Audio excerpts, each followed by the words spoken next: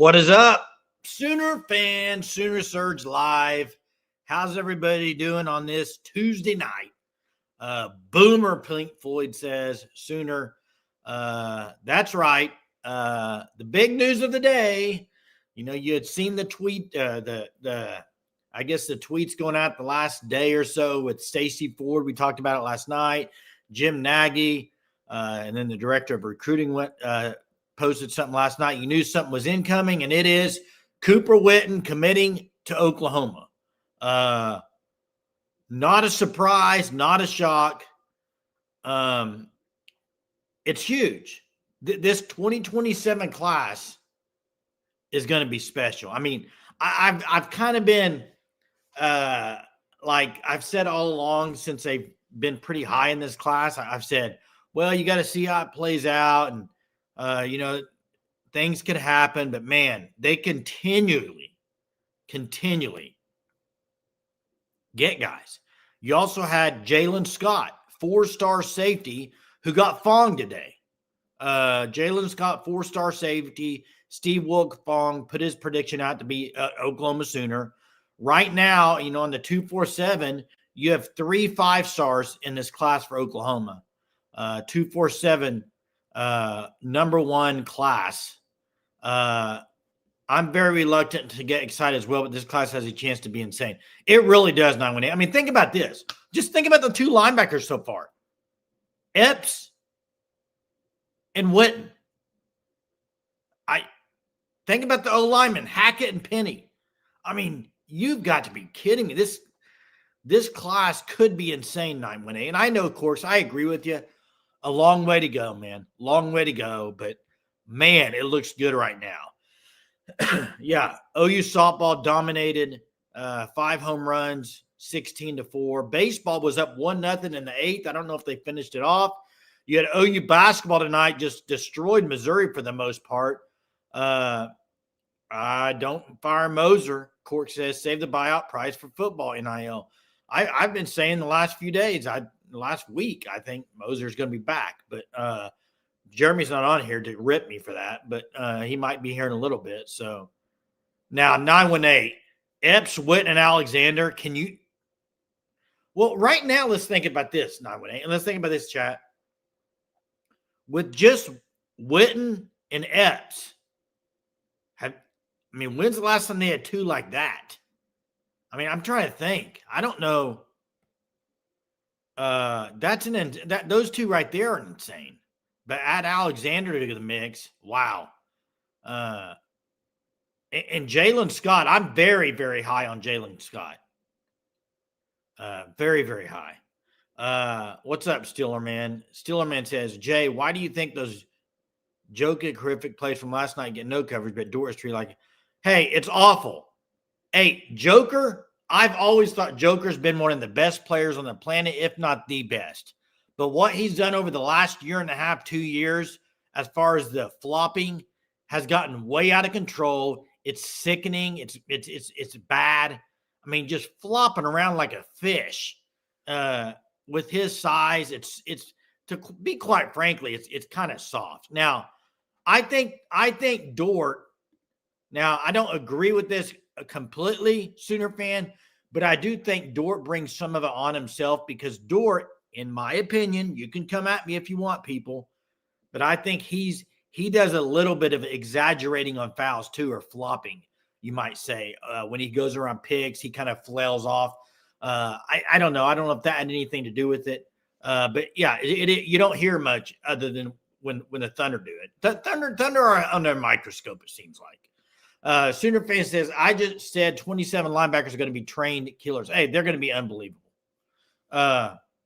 It's going to be an insane class, a 2027 class. If they continue down this path, I mean, it's wild stuff.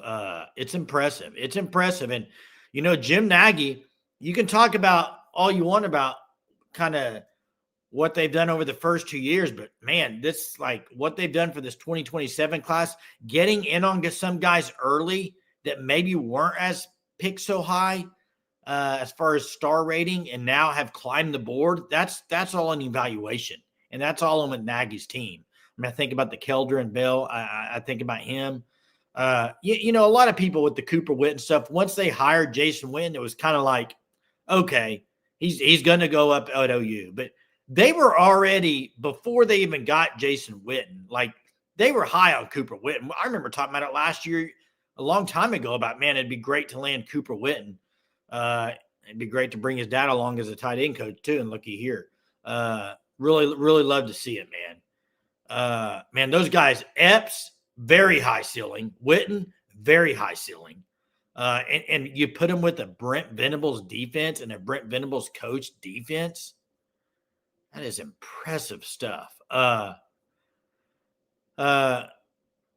Now, 918 says, Corks, I know there were a whole lot of sunshine coming from me tonight, but so genuinely think, based off rankings, this has a chance to be the best class ever. It does, unless they were to just have some decommits. If they keep these guys, and here's the thing, if you look at Brent Venables in his 4 years, like they don't have a ton of decommits in recruiting. I don't know the number. I don't want to claim that I know the number, but that's one thing that Brent Venables has been really good at, and he's preached the commitment thing. They don't lose a whole lot once they get them committed. I don't think you can, Daniel. They're the number one rated class right now in 247. I mean, what can you question about it? So 3 5-stars so far committed. And I think they're going to have 4 by the end of the cycle, 5-stars. Maybe, I mean, depending on what Epps ends up, could be 5. I mean, it's just going to be a special class. It is. It's absolutely going to be a special class. No, Ron, I don't think they're peaking Turley. I don't think they're playing anybody. So it'd be different. They were playing a lot of teams like ranked very high and winning like this, but it's too early for me. I need to see them against some 3-game series against some really good competition. Okay, OU baseball with the win. They beat Dallas Baptist. That never happens. OU struggles with Dallas Baptist, seemed like the last few years, and and they got him one tonight. So that's impressive. Skip Johnson and company.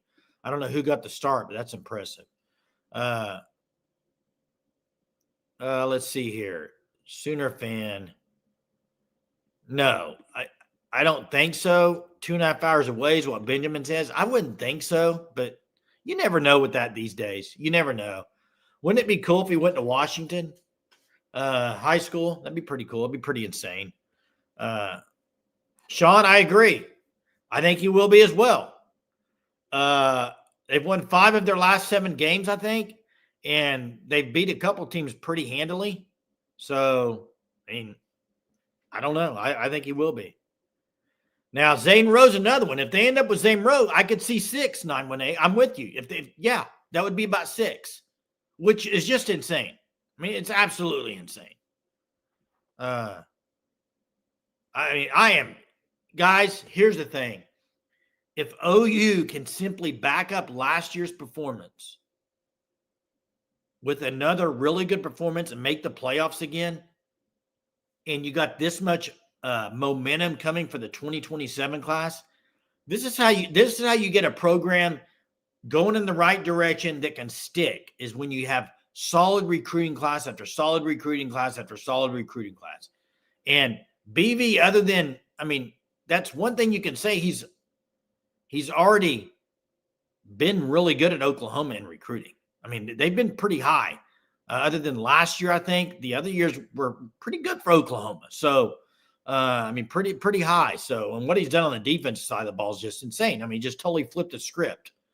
It's hard to see the defense falling off at all when you got this much talent come in and you got BV leading the defense. It's just hard to see it not succeeding and continue to be really good. That's how you get it to stick. Yeah, defense is playing well. That's the difference, AMAC. That's the big difference. They're playing well. Now, Blake, good to see you, man. Good to have you on here tonight. Says, not even Epps being a 5-star. Watch Bode Sparrow. It's looking like OU's in the driver's seat right now for him, and he's definitely going to be a 5-star when it's all said and done. That's a good point. The one recruit John wants is Juju Johnson. Yeah, a lot can change, Jimmy. That's the thing. A lot can change. And here's the thing. When you get these guys start committing, it can be kind of like I think about not an avalanche, but I kind of think more about a big old ball that just starts rolling down a hill and you can't stop it. Sometimes that happens in this type things. Chuck says, Jay, didn't you? Hey, good to see you, Chuck. Says, didn't you say you think they will be 9-3? Well, that isn't playoff numbers. Yeah, and I picked 9-3 last year. I might have. I don't know if I put my exact prediction out. I said I'm looking at 9-3, 10-2. I think it's going to be one of those two. If I had to pick, I don't think they're going to be worse than 9-3. I don't think they're going to be better than 10-2. Right now, I would say 9-3 or 10-2. I mean, do you guys agree or disagree with that? I mean, I think that's pretty fair. 9-3 or 10-2. It's only a 1-game difference, but I kind of feel like that's kind of where they're going to be. I think 11-1 is very hard to do. I think 8-4. I don't see them losing 4 games with what they got coming back and what they got they're bringing in. I don't see that happening. Juju is big time, guys. You're right. And Seneca Driver. Wow, you're right, Blake. I don't know if you guys watch much high school tape, go watch his basketball tape. Seneca Driver. Go watch him play basketball. Not even watch him play football. The dude is a freak. Athletic freak is what he is. I mean, for tight end, what he could do, how athletic he is pretty insane. And that's true. He's been in Norman, I think, a lot. I don't know how many times. I don't keep up with it as much as probably you, Blake, or other people. But Chuck's more on the 10-2. And hey, Chuck, I would not disagree and say that's a horrible take. I wouldn't. I would say, okay, yeah, you could. I mean, I could see that, Chuck. I mean, that's fair. Definitely fair. I could see that. Anybody that says 10-2, I'm not going to say that's just outrageous. I think it's going to be in that category, 10-2 or 9-3. So I'm excited, man. I think what they have going on right now, I mean, what they have in place with the staff, what they've done on the offensive staff, what they've done in recruiting. You got Jim Nagy and his team there now helping things. Man, I'm very excited with the way the program's going. I am. And you can call me a sunshine pumper. That's fine. I mean, I don't really care. I'm telling you what I'm seeing with my eyes and what I feel like they're doing that's helping them as far as getting ahead of the game in some things. I think the Nagy, I think what they did on that part of it has really helped. I think what they did in the transfer portal this year, I like it a lot. And then the recruiting, it's starting to build. I mean, when you think about the O-line the last few years has been really good. And now next year in 2027, it looks like an insane class. Chuck, I heard them say drivers are going to be hard to get. That they would have to pay more than Nagy. Maybe that's true. Cork says 10-2 means we win Red River rivalry. I just don't see it this year. Wouldn't that be awesome? 10-2 and you beat Texas. Hey, and I got to say something that was on my mind today. Okay. I don't usually just kind of switch topics completely. This is still on football, but I was thinking about this today. I was driving around town and I don't know why this came into my head, but the Mark Stoops to Texas thing came in my head. And, he's going to be the special assistant to Steve Sarkisian. And I thought to myself, there's going to be a lot of OU fans that are just going to bash it and just rip Mark Stoops. I can't believe he's going to go coach with Texas. Guys, it's a business, man. I hope Mark Stoops does well. I don't want Texas to beat OU at all. But people in real jobs or high school, they'll go from a high school coach at one school to another one. I mean, there's people that switch jobs that may go to a competitor. I mean, I think people look at it too much as I can't believe they would ever go to that school. Come on now. It's college football. It's a job. He's not at Kentucky anymore. He needed a job. He got to a really good program in Texas. I hope people don't just hate on it. I hate Texas. Okay. I can't stand Texas. Y'all know this. But I just think some people might take it a little like almost like personal. I can't believe come on. Guy's going to go coach there, and it is what it is. Like, it's not that big of a deal to me. Maybe I'm in the minority here.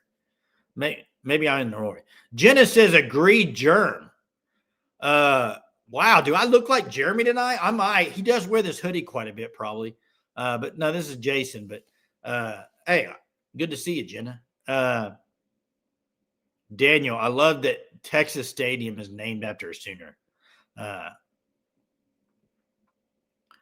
Gary Gibbs is OU, man. Not, yeah, he's an OU guy. Now he's been an analyst at OSU for 7 years. That's right. Now, I don't like Texas. I know, Jenna. I don't like Texas either. But I like Mark Stoops going there. Not that big of a deal to me. Not that big of a deal. Let's get back talking about OU football in this recruiting class.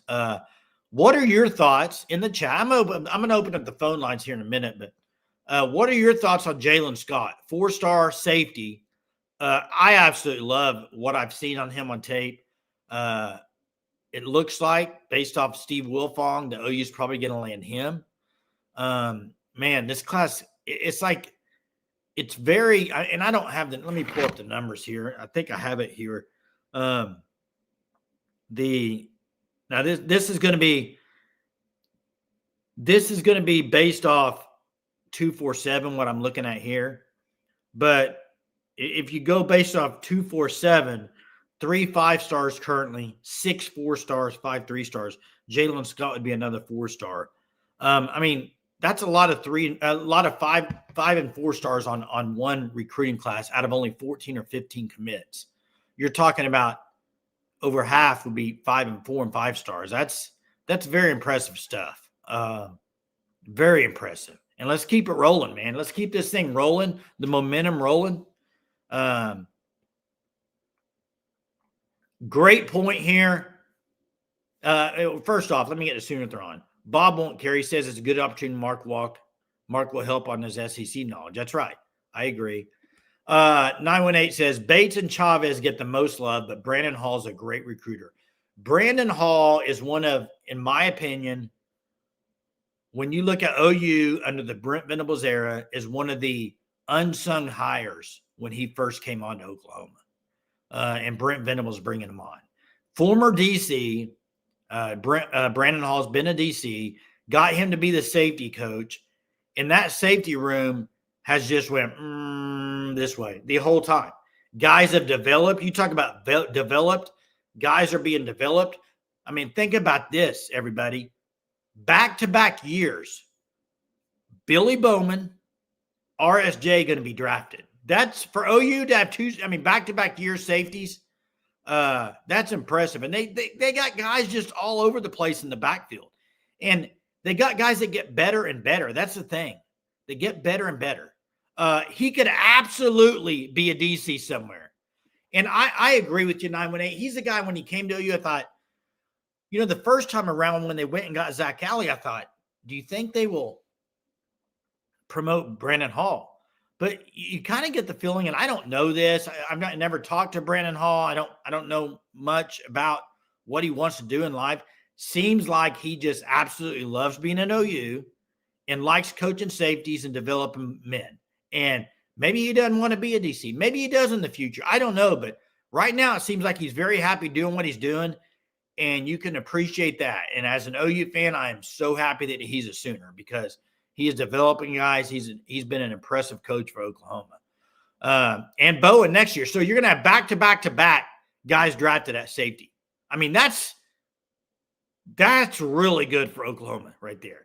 Steelerman says, is BV doomed to always call defensive plays? Here's the thing. I understand what you're saying, doomed, but I don't know if people say that about offensive coaches that much.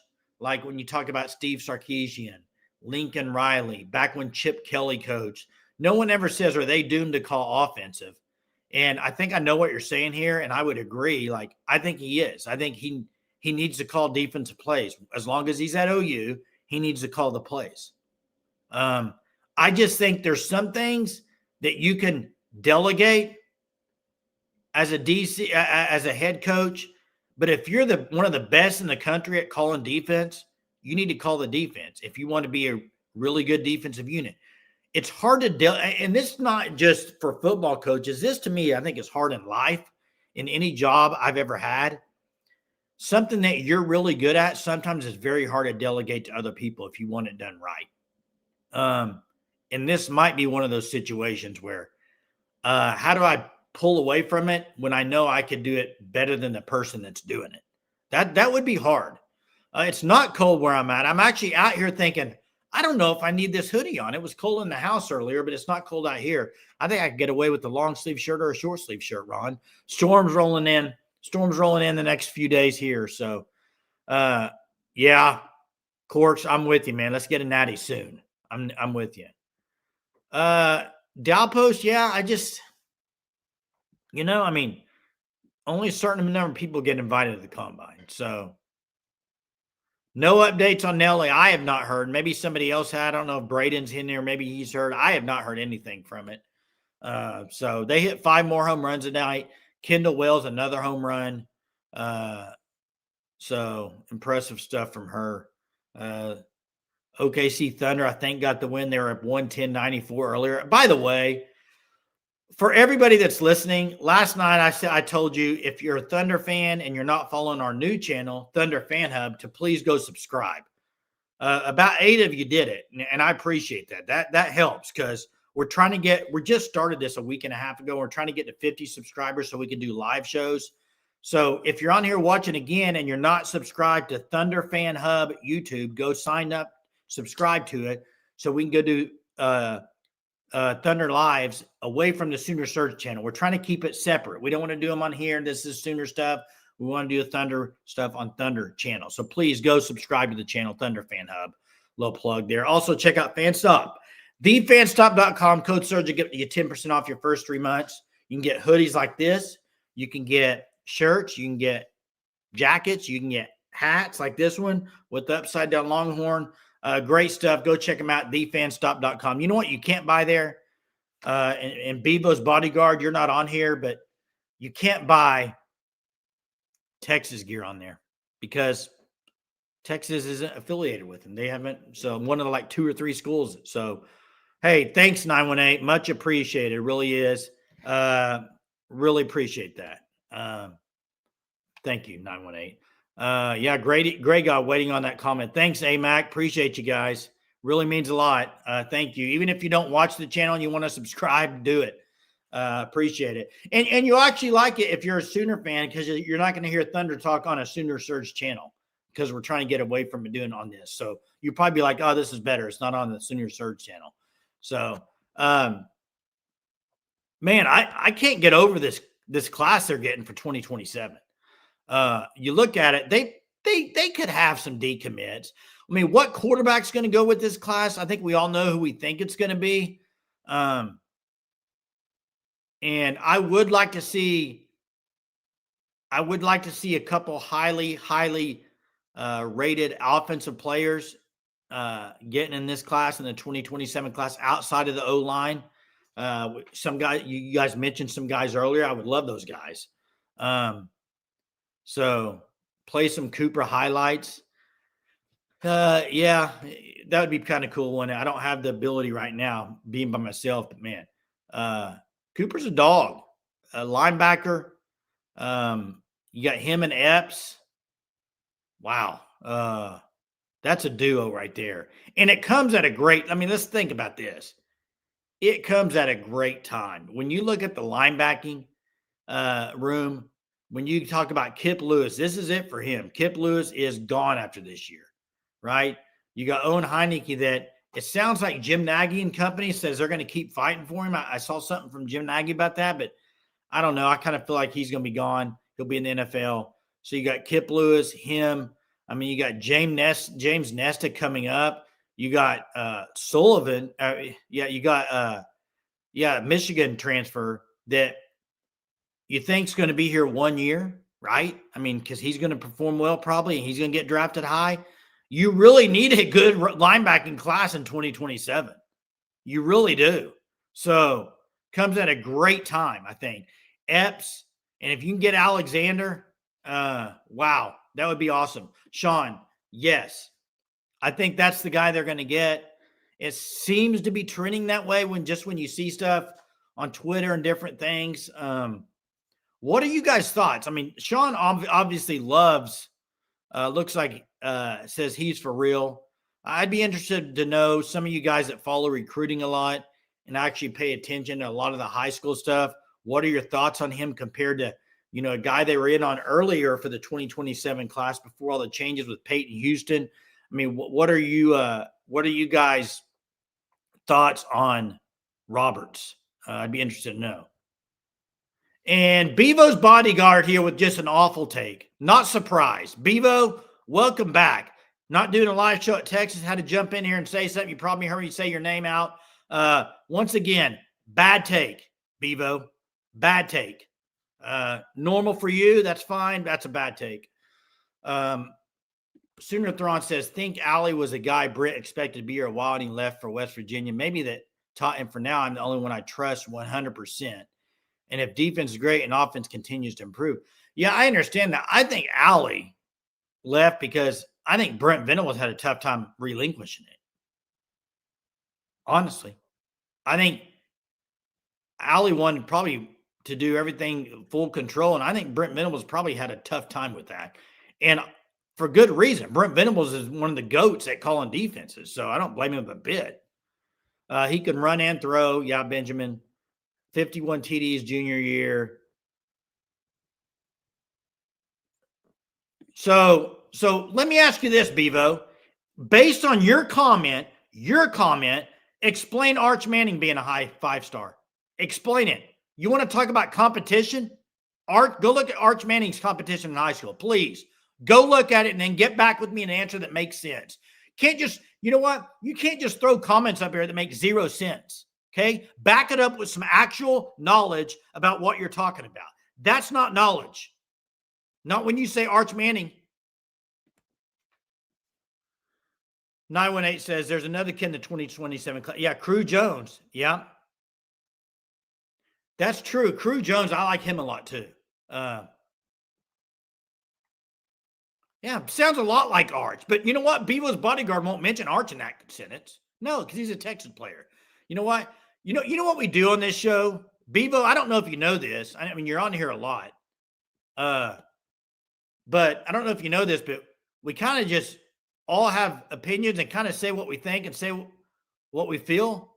And your opinion makes no sense. So you guys really don't understand sarcasm? Please. It's not sarcasm when everything that comes out as a comment from you like keep pushing the button. Like, it's not sarcasm. It's what you believe, man. And that's fine. Everybody has their own opinion. Seatbelt Mafia 25 says, we need Makari Vickers' little brother, Isaiah Hit Stick Vickers. I love that nickname. Did you come up with that seatbelt or is that his nickname? That's cool.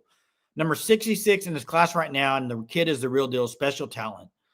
Hit Stick Mafia. You know what? When I get off here tonight, Seatbelt, I'm going to go look him up and watch and see if I can see some highlights. I haven't watched much of his stuff, so I wouldn't know. But hey, I can appreciate your opinion and give me something to go look at. I like Makari Vickers when he was at OU. I did. I thought I had high hopes for him. That is his nickname, Hit Stick Vickers. Anybody named Hit Stick, sign me up. Okay.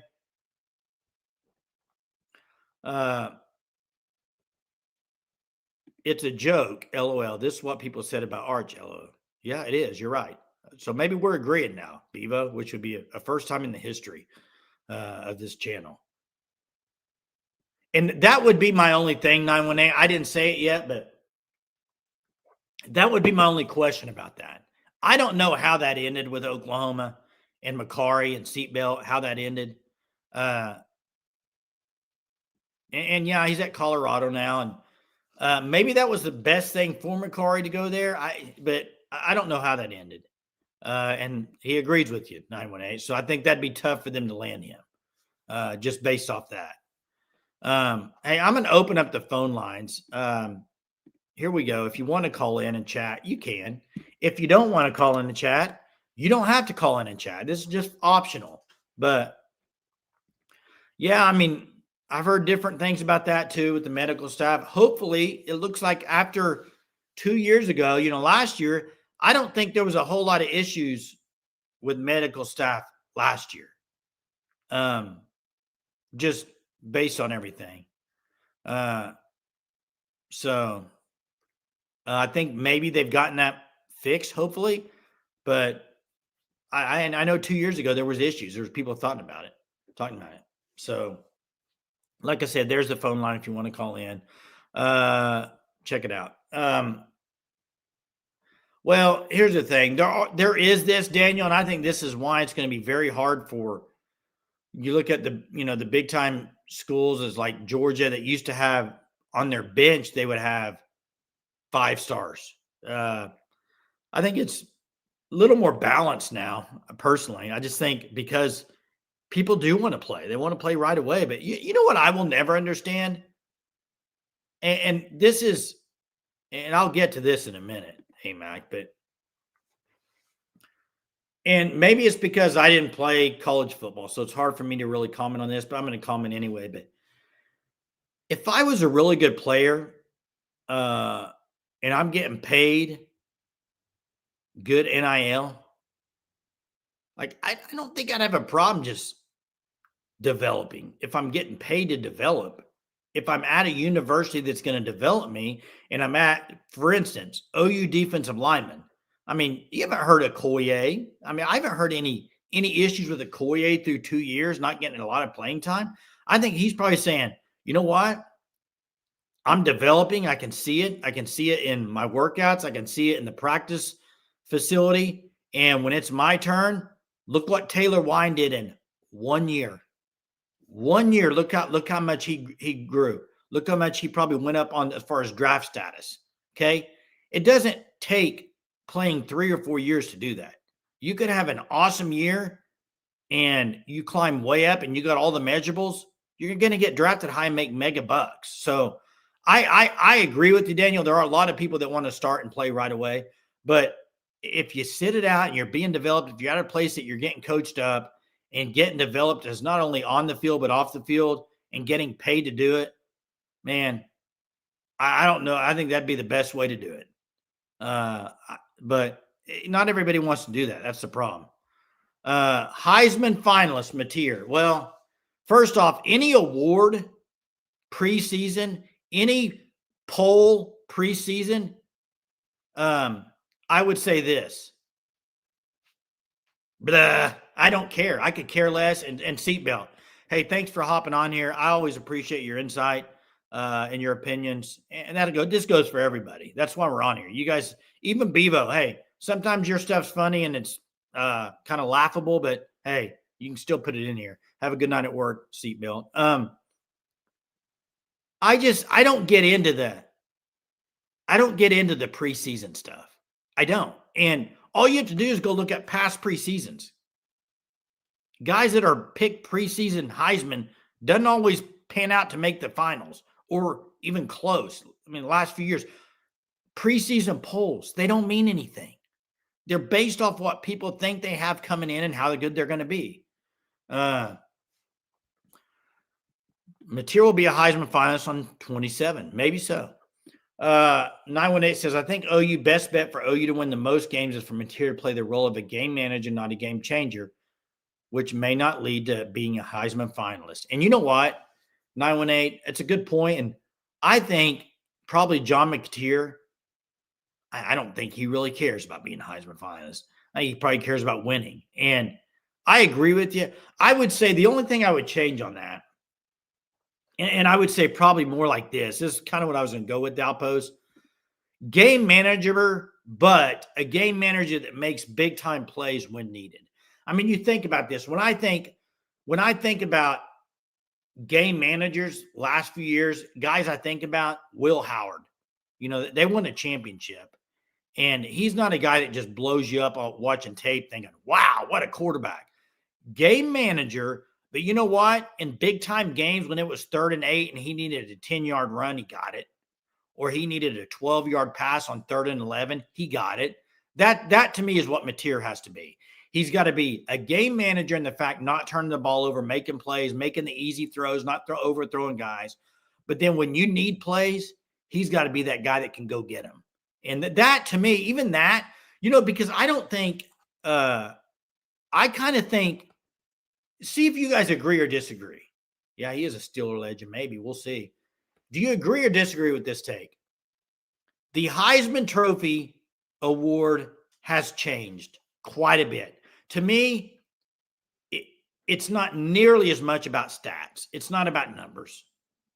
Yeah, I mean, Mendoza last year, I don't know what his numbers ended up being. They were really dang good.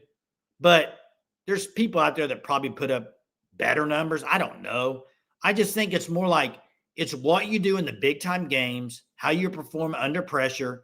To me, that outweighs stats for the Heisman these days. I think. I mean, you used to think about watching it. I mean, guys like go way back, but like BYU Detmer and putting up crazy numbers. I don't think it's that way anymore. You have a really good team that makes a playoff or fighting for a championship, and you're the quarterback on the team, and your stats are good. You're not just throwing a lot of interceptions. You're making plays when it matters. You're going to be in New York. It'll work itself out. Mateer being a Greg McElroy is a good play stopper with his current body of work. If he can be more than that, do it. I agree with you there. I mean, go look at those Alabama runs they had with the championships and being in the playoffs all the time. You could go name quarterbacks. I mean, you had Greg McElroy, you had A.J. McCarron. I mean, you had some quarterbacks that just weren't like out of this world, right?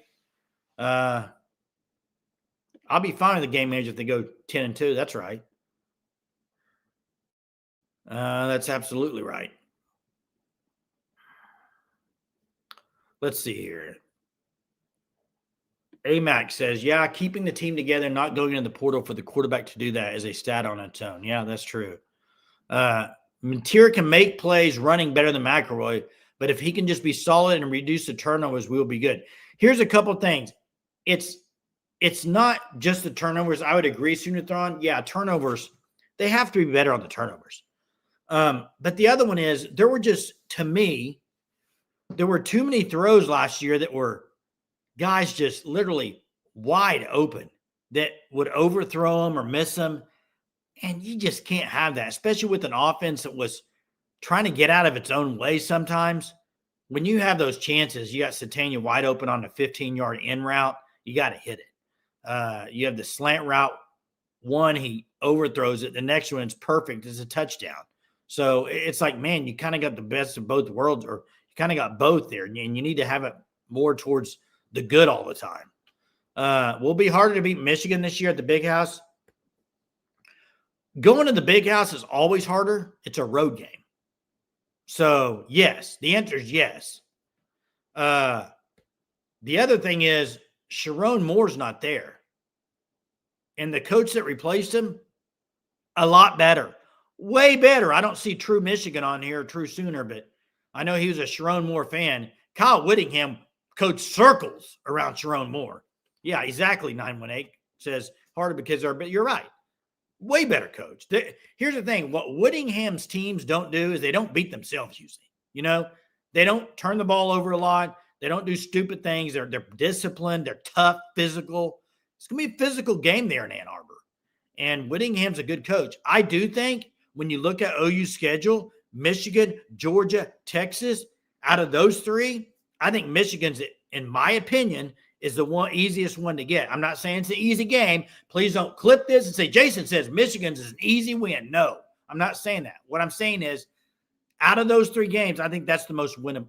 Not most winnable. They could win all those games. They could lose them all.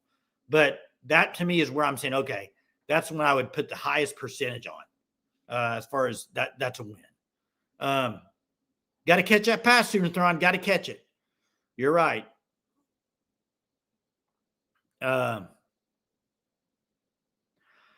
Daniel says 9-3 doesn't need or deserve to be in. I would agree with you, Daniel, on this take. Based off what I've watched the first two seasons of the 12-team playoff. Okay. Now, with that being said, Will there be years where a 9-3 with a tough schedule can get in? I do believe so. But for that to happen, you're going to have to, for instance, in the SEC, you're going to have right now that some of these teams like A&M and Ole Miss that are going 10-2, they're going to have to kind of come back to the pack a little bit and have like an 8-4 season when you have a 9-3 to jump that. Because right now in the SEC, there's too many. Nobody's at 9-3. You're not getting in.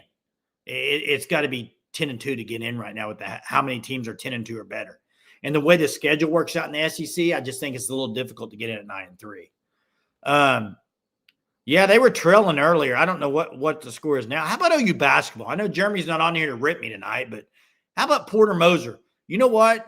You saw the hard to kill OU shirt for football. Porter Moser needs to wear a hard to kill shirt for the rest of the year because dude's hard to kill. Okay. They're playing well, 5 of their last 7, and they're playing tough, and they act like they actually want to play. That's pretty impressive with how bad the season's been, that you still got them playing ball. They're fighting.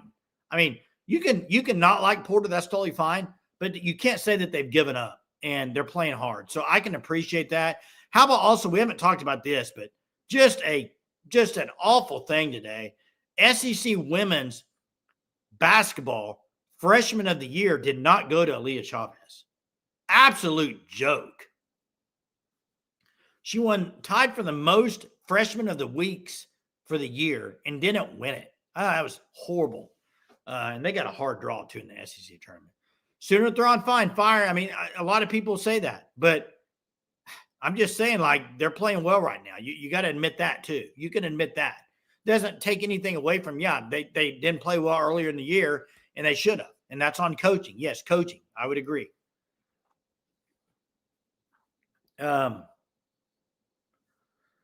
Let's see. When it goes to 16, Benjamin is saying 10 or 9-3 gets in. Yes, you got screwed. And me and Bevo agree. Breaking news.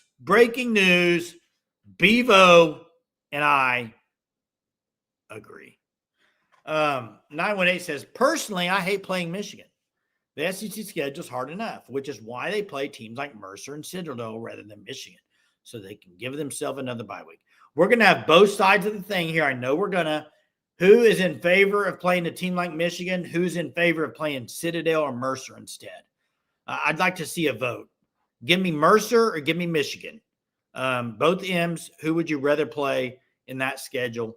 I kind of want to see where people are leading this.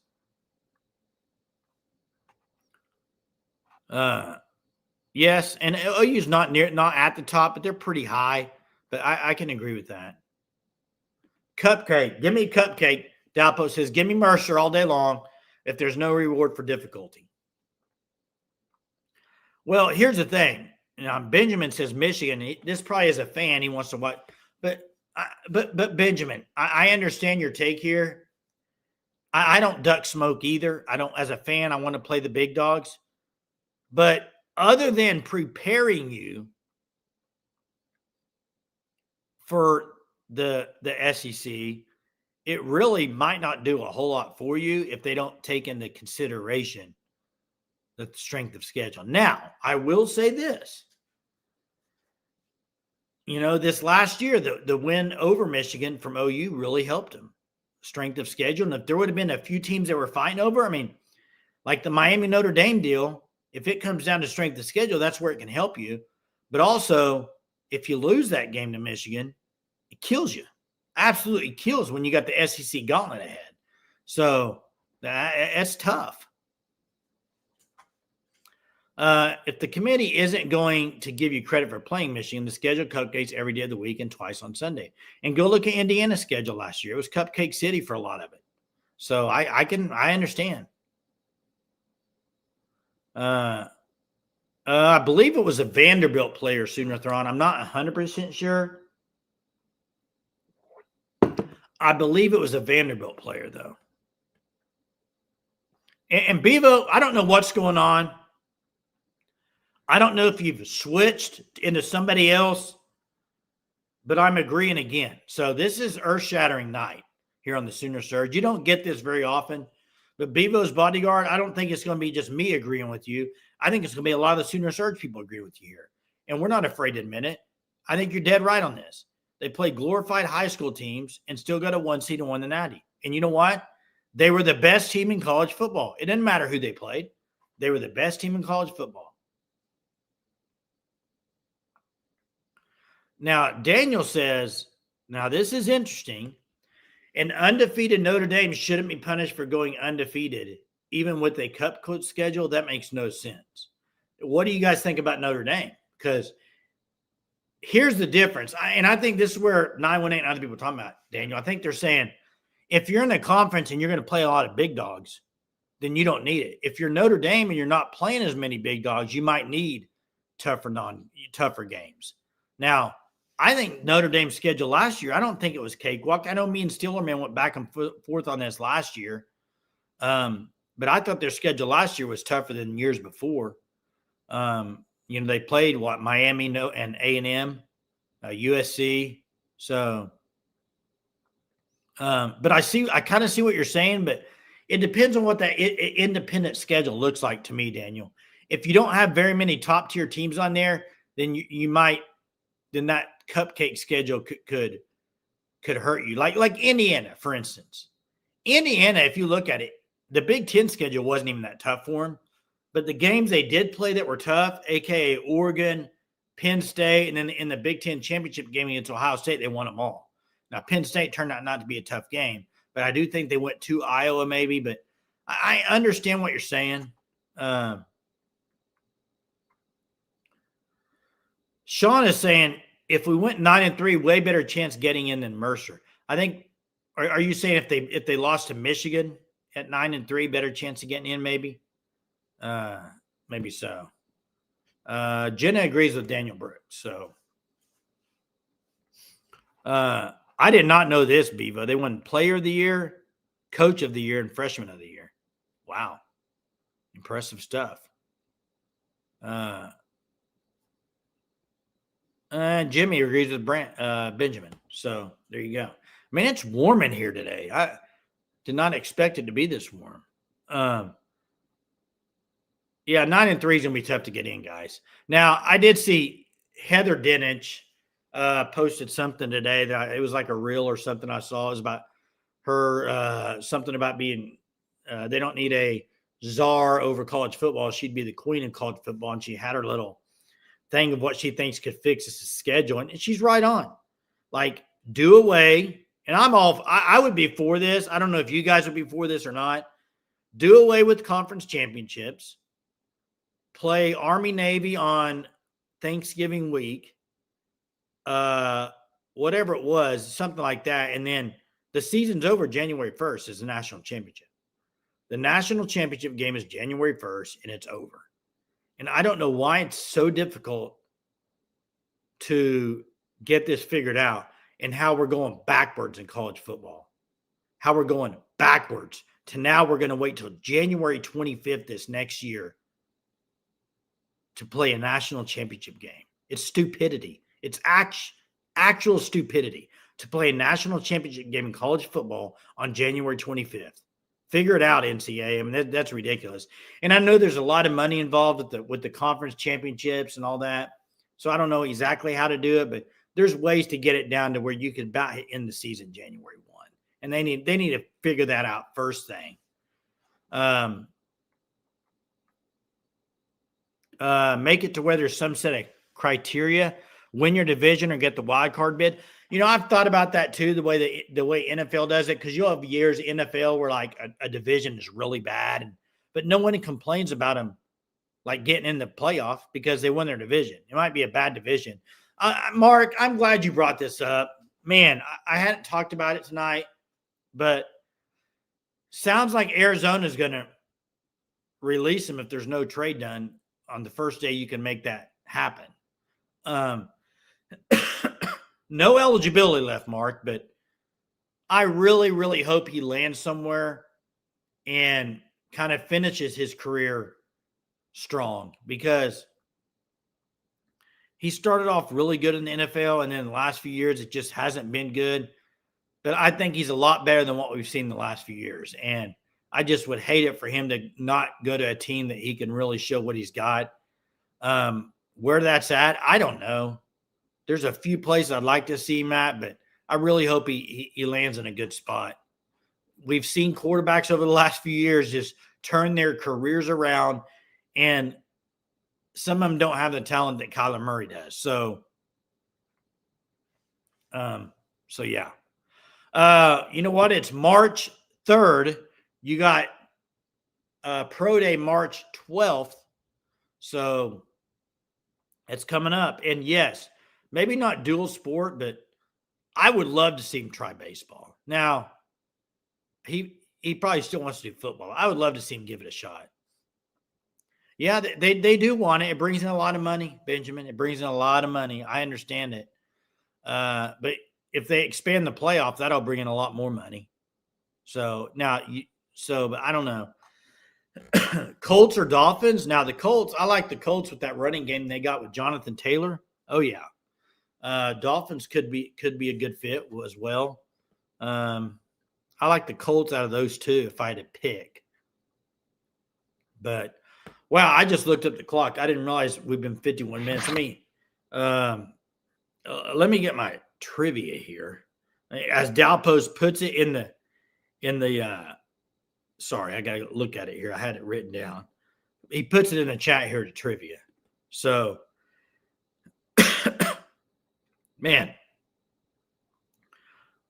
Daniel Jones still hurt, so they need a 1 year. Yeah, man, whatever. You know the guy that just Anthony Richardson to me. You talk about it. We've talked about guys that have had a ton of talent that just didn't pan out.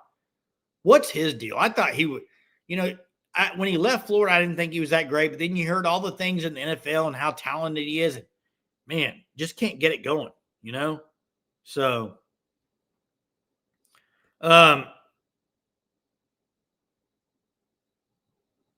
here we go. All right. I'm going to get trivia for you guys.